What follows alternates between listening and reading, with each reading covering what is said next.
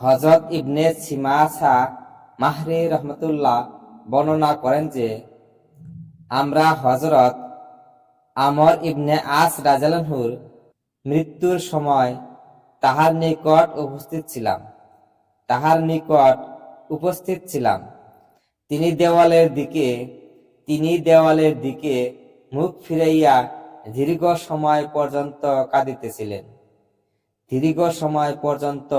কাঁদিতেছিলেন।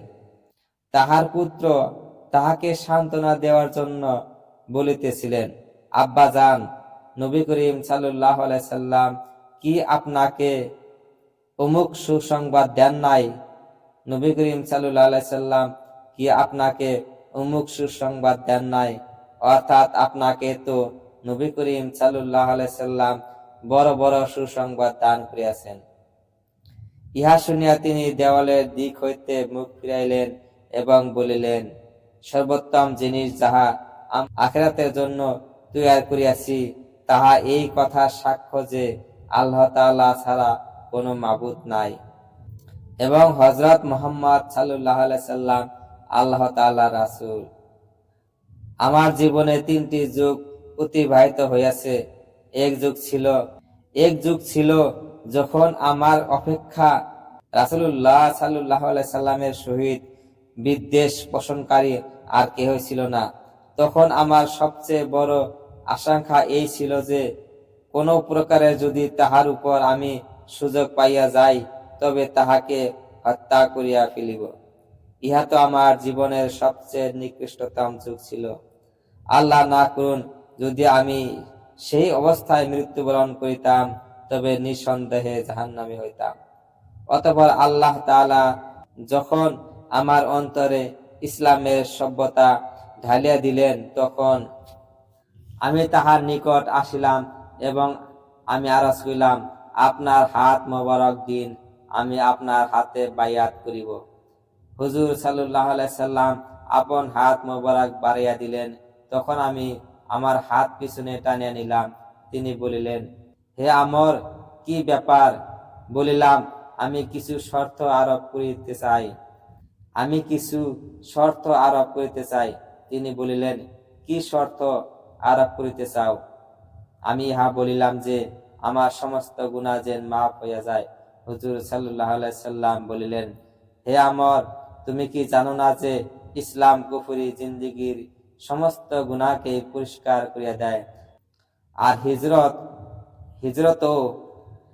হিজরত পূর্বের সমস্ত গুনাহ মাফ করিয়া দেয়, আর হজ পিছনের সমস্ত গুনাহ শেষ করিয়া দেয়।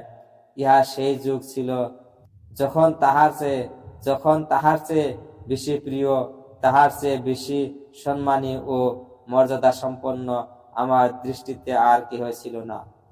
তাহার বুজুর্গির কারণে কখনো তাহাকে পূর্ণ দৃষ্টিতে দেখিবার ক্ষমতা আমার ছিল না। যদি আমাকে তাহার চেহারা মোবারক সম্পর্কে জিজ্ঞাসা করা হয় তবে আমি কিছুই বলিতে পারিব না, কেননা আমি কখনো তাহাকে পরিপূর্ণরূপে দেখি নাই। হায়, যদি আমি সেই অবস্থায় মরিয়া যাইতাম তবে আমার আশা হয় যে আমি জাহান্নামী হইতাম। অতঃপর কিছু জিনিসের মুতাওয়াল্লি ও জিম্মাদার হইয়াছি এবং জানি না যে আমাদের অবস্থা ওই সকল জিনিসের মধ্যে কিরূপ রহিয়াছে। ইহা আমার জীবনের 3য় যুগ ছিল। আচ্ছা দেখো, যখন আমার মৃত্যু হইয়া যাইবে তখন আমার জানাজার সহিত যেন কোনো বিলোপকারী মহিলা যাইতে না পারে। জাহিলিয়াতের যুগের মতো আমার জানাজার সহিত যেন আগুন না দেওয়া হয়। যখন আমাকে দাফন কার্য শেষ করিবে তখন আমার কবরের উপরে ভালোভাবে মাটি দিও। আর যখন এক কাজ হইতে অবসর হইয়া যাইবে তখন আমার কবরের নিকট এই পরিমাণ সময় অপেক্ষা করিও যে পরিমাণ সময়ের মধ্যে একটি উট জবাই করিয়া উহার গোশত বন্টন করা যায়, যাহাতে তোমাদের কারণে আমার অন্তর সান্ত্বনা লাভ করে এবং আমি বুঝিতে লইতে পারি যে আমি আপন রবের প্রেরিত ফেরেশতাদের প্রশ্নের কি উত্তর দিতেছি।